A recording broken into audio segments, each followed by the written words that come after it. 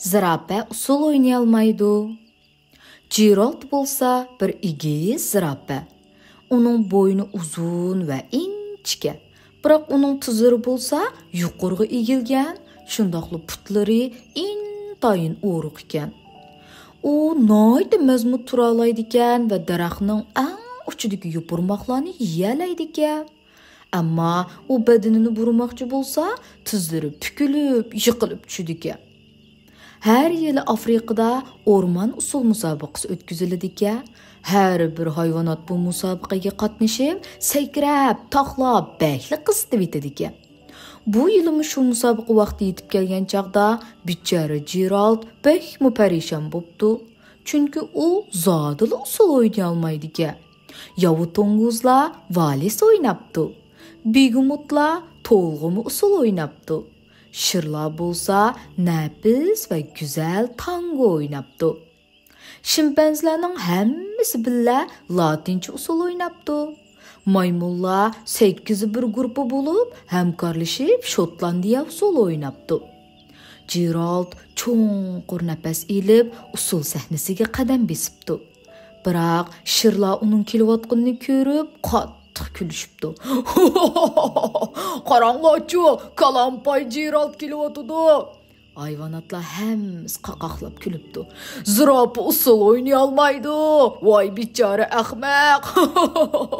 Oh, Gerald, bo'ldi ahmoqonalik qilmayli qo'ya. Geraldning ko'ngli yerim bo'pti. Putlari yiltiz tortib qolgandek qimirlabmi qo'ymabdi. Ular rostaydi deb o'ylabdi u. Men xuddi bir chalmog'il o'xshash yaramas ekanman. U usul sahnasidan qochib ketibdi va uyiga qarab mengibdi. U burun hech qachon bunchalik g'ayribsinib, azoblanib baxmagan ekan. Andin u bir joyga kelibdi va osmonga nazar solibdi. "Oy, nimoncha chiroyli ha", debdi u pichirlab. "Avar qildim", debdi bir chekatga. Ba'zida sen boshqalarga o'xshash o'ynay olmasang, undaqda sen boshqalarnikiga o'xshamaydigan bir naqshiga muhtojdirsan. Quloq sol talpinmoqda uchiblar, quloq sol tavranmoqda daraxtlar. Eng go'zal muzika daraxt shexining mayin shamolda chiqqan ovozi aslida. O'ylab baqina ko'kdiki shu ay, astag'ina sen uchun itmoqda naqsha. Agar sen chil ko'nglingdan xohlasang, her mevcudat sen üçün çalar muzika. Eğer sen chin ko'nglingdan xohlasang, her mevcudat sen üçün çalar muzika.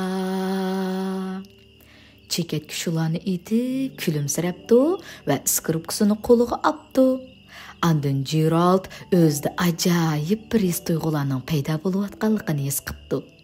Onun tuyoqlari astag'ina yerni tepibdi va quyrug'i piqirashga boshlabdi.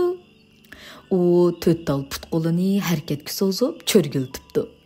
Andin u chiroyli bir mullaq etibla badanini havoga ko'taribdi. Gerald ajoyib qaltis bir tuyg'uga to'libdi. U og'zini cho'ng ochibdi. "Men usul o'ynay oldim, shundoq, men o'ynay oldim, men qila oldim", deb to'lab ketibdi. Usul o'ynayotgan har bir hayvonot bu yerga kelibdi va usul o'ynayotgan Geraldga hayronlik bilan qarashibdi. "Bu bir mo'jiza-ku", deb to'lishibdi ular. "Biz cho'qim tush ko'ryapmiz, Gerald, biz azaldan ko'rib boqmagan, bilmaydigan ajoyib qaltis va go'zal usul o'ynadi." Gerald astag'ina bir cho'girayotgandan keyin egilib ta'zim qildi. Andin u beshini ko'tarib osmondagi ay va yulduzlarga qarabdi. "Biz hammamiz usul o'ynay olamiz", debdi u. "Faqat biz o'zimiz eng yaxshi ko'radigan muzikani topa olsakla."